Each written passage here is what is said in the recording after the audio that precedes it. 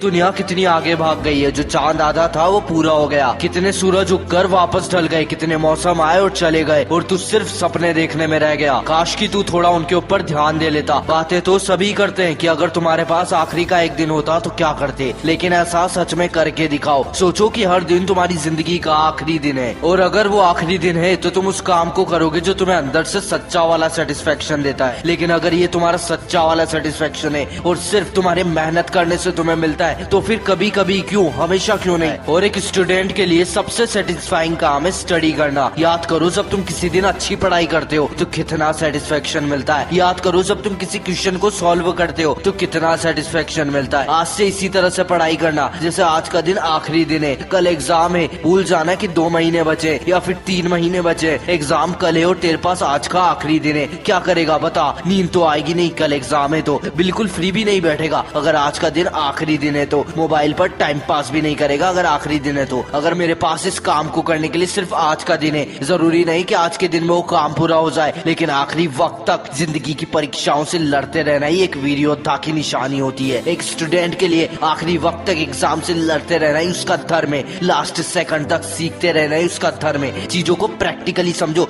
रटो मत, उनको विजुलाइज करो। किताबें बोरिंग तुम्हें तब लगती है जब उसको एक निर्जीव वस्तु मान लेते हो। उसकी हर एक लाइन को विजुलाइज करो। हर लाइन एक छोटा सा सीन बयां करती है। फिर भी याद नहीं हो रहा तो लिख लिख के याद करो, लेकिन करो। ये पढ़ाई की एग्जाम जिंदगी की सबसे छोटी और पहली एग्जाम है, जिसके बाद लाइफ में एग्जामों की लाइन लगी हुई है। हर एग्जाम का लेवल बढ़ता जाएगा और वहाँ से किसी दिन पीछे देखोगे तो पाओगे कि ये पढ़ाई वाली एग्जाम तो सच में बहुत छोटी सी थी। फील करो जब तुम पास होकर अगली क्लास में चले जाते हो तो पिछली क्लास की पढ़ाई तुम्हें कितनी आसान लग जाती है। यही चीजें लाइफ में होती है। पढ़ाई की एग्जाम को क्रॉस कर जाओगे तो ये भी छोटी लगने लगेगी, लेकिन इसके लिए तुम्हें एग्जाम वाला लेवल अच्छे मार्क्स से पास करना होगा। भले ही मेरिट में ना आ पाओ, भले ही फर्स्ट रैंक ना ला पाओ, लेकिन अच्छे मार्क्स आएंगे तो फ्यूचर वाली जिंदगी की एग्जामों में कॉन्फिडेंस बहुत रहेगा, क्योंकि तुम्हें पता होगा कि तुम बहुत मेहनत कर सकते हो और हर मुश्किल से लड़ सकते हो। किताबों में होता ही क्या है, हर लाइन शब्दों से मिलकर बनती है और अगर उन्हीं शब्दों का सीक्वेंस चेंज कर दोगे तो लाइन का मीनिंग बदल जाएगा। इसलिए रटने का काम नहीं चलेगा,